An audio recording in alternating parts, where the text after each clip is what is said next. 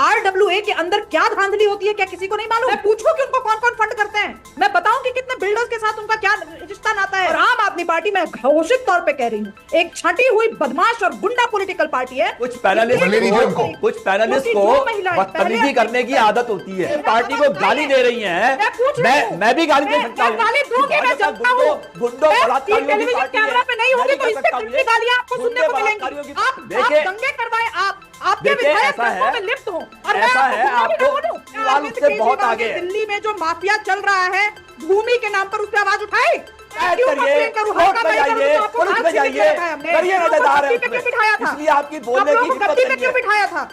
Personal होने से कोई वास्ता नहीं है, कोई फायदा नहीं है। इतना चाहे वो पर्सनल हो सकते हैं, मुझे कोई लेना देना नहीं।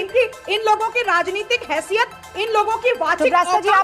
रुको जरा। तो जैसा कि आप सभी जानते हैं, आम आदमी पार्टी दिल्ली की सत्ता पर पिछले 10 वर्षों से काबिज है और इसके बाद भी केजरीवाल ने मुफ्त के रेवड़ियों का पैमाना बढ़ा दिया है और आए दिन नए नैरेटिव करने में लगे हुए हैं। तो वहीं दूसरी पार्टियों में भी फ्री की रेवड़ी बांटने की मानो होड़ सी लग गई है और राजनीतिक दल चुनाव जीतने के लिए वादों की झड़ी लगाते दिख रहे हैं। और इसी मुद्दे को लेकर डिबेट हो रही होती है, तभी सुब्राफ्टर ने दिल्ली में चल रहे कुछ इश्यूज को रेस्ट करने की कोशिश की और आपकी कलाई खोलती नजर आई। और वहीं आप समर्थक रवि श्रीवास्तव को उनकी बात रास नहीं आई और सुब्राफ्टर पर आक्रामक होने की कोशिश करते देखे गए, जिस पर सुब्राफ्टर ने उनकी जमकर क्लास तो लगा ही दी, साथ ही उसी अंदाज में जवाब दिया जिस अंदाज के लिए वह जाने जाती हैं। सो आज का वीडियो काफी इंटरेस्टिंग होने वाला है। रिक्वेस्ट है वीडियो को पूरा जरूर देखिएगा और चैनल में नए हैं तो सब्सक्राइब जरूर करिएगा।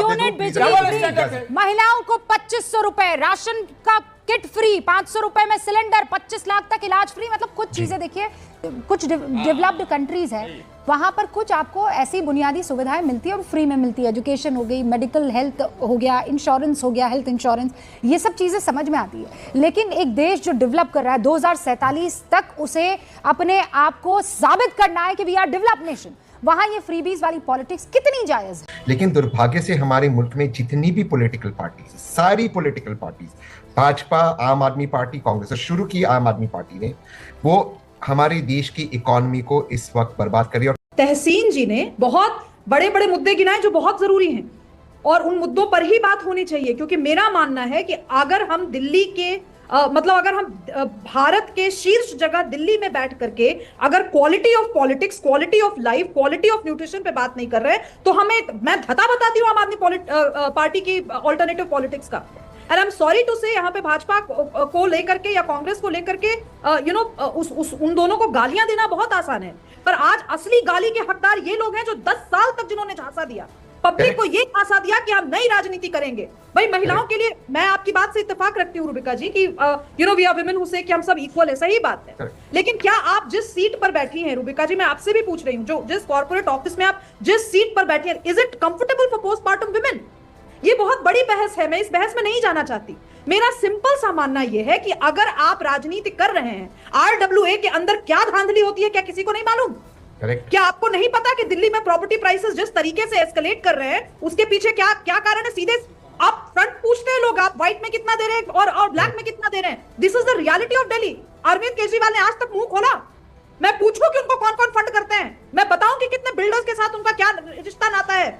मतलब ये कलई अगर खुलना शुरू हुई, मैं आई एम सॉरी टू से आज मैं नाम लेकर के कह रही हूं, सतीश जी आपके लिए भी कहना बहुत आसान है, लेकिन आप भी ये मुद्दे इसलिए नहीं उठाएंगे क्योंकि कहीं ना कहीं इन मुद्दों के उठने से आम आदमी पार्टी की नींव मजबूत होती है। और आम आदमी पार्टी मैं घोषित तौर पे कह रही हूं एक छटी हुई बदमाश और गुंडा पॉलिटिकल पार्टी है जिसने इन छोटे छोटे लोगों को अपने बस में कर करके दिल्ली की राजनीति को गंदा किया है। आप देखिए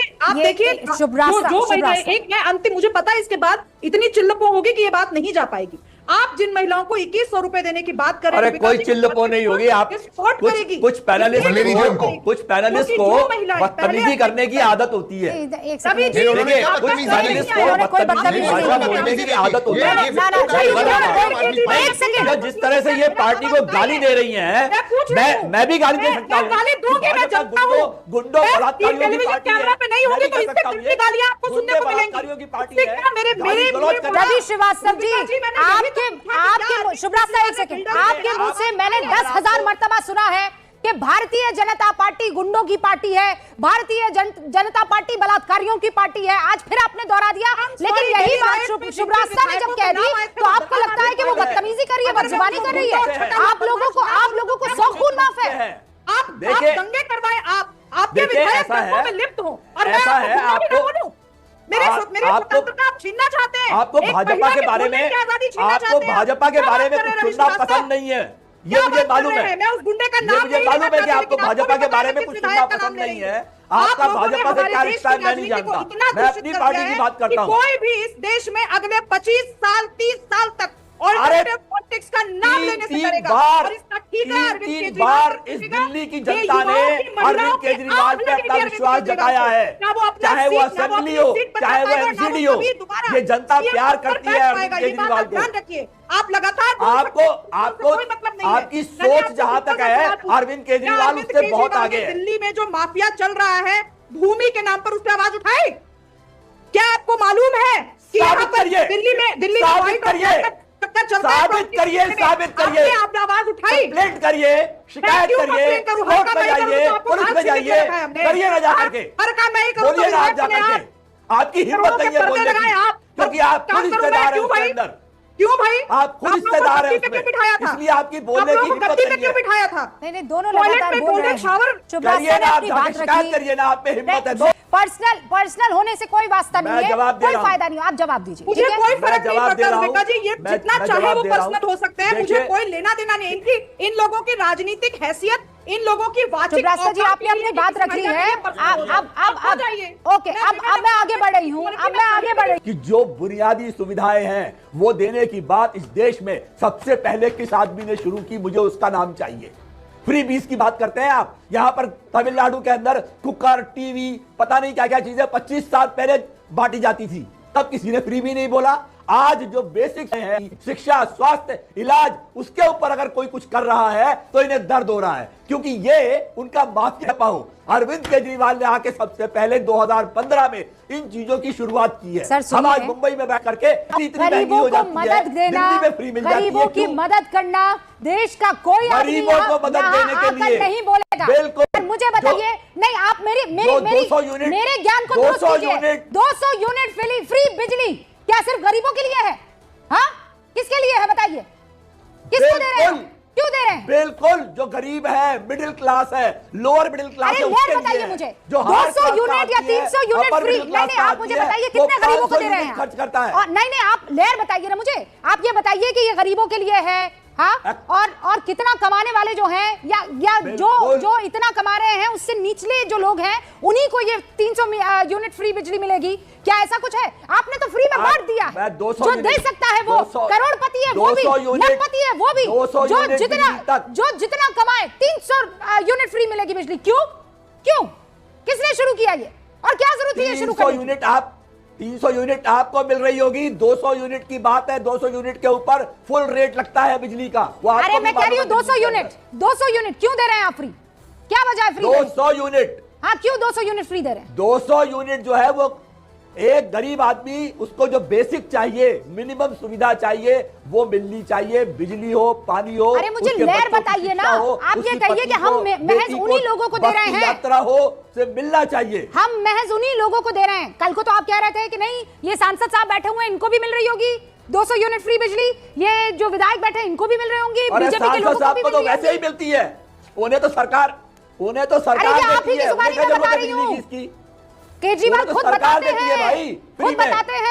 कि मनोज तिवारी को फ्री में मिल रही होगी, ये हमारे दिल्ली में रहते हैं, इनको भी फ्री में मिल रही होगी। ये मैं नहीं कह रही हूँ, ये खुद अरविंद केजरीवाल कहते हैं। जनता को आप मूर्ख समझना बंद कर दीजिए। खैर, इधर रवि श्रीवास्तव को सुब्राष्टा व रूपिका लियाकत दोनों ने जमकर फटकार लगाया, तो उधर केजरीवाल भी इन दिनों दोहरी चुनौती से जूझ रहे हैं। एक तरफ उन्हें दिल्ली में आम आदमी पार्टी को एक बार फिर बहुमत दिलाना है, तो वहीं दूसरी ओर उन्हें अपनी नई दिल्ली की सीट भी बचानी है। इस बीच एक बार फिर बीजेपी नेता परवेश वर्मा ने केजरीवाल को बड़ी चुनौती दे डाली है। उन्होंने मीडिया के सामने लिख कर यह भविष्यवाणी की कि अरविंद केजरीवाल चुनाव हार रहे हैं। इस दौरान उन्होंने कहा कि इस कागज को वह 8 फरवरी को दोबारा दिखाएंगे। इसी के साथ उन्होंने अरविंद केजरीवाल पर तंज कसते हुए ये कहा, मैं आज आपके सामने एक ऐलान कर रहा हूं और मैं केजरीवाल को चुनौती दे रहा हूं और मैं एक कागज पर लिख रहा हूं आपके सामने। ये मैं कागज पर लिख रहा हूं, अरविंद केजरीवाल नई दिल्ली विधानसभा से चुनाव हारेगा 20,000 वोट से।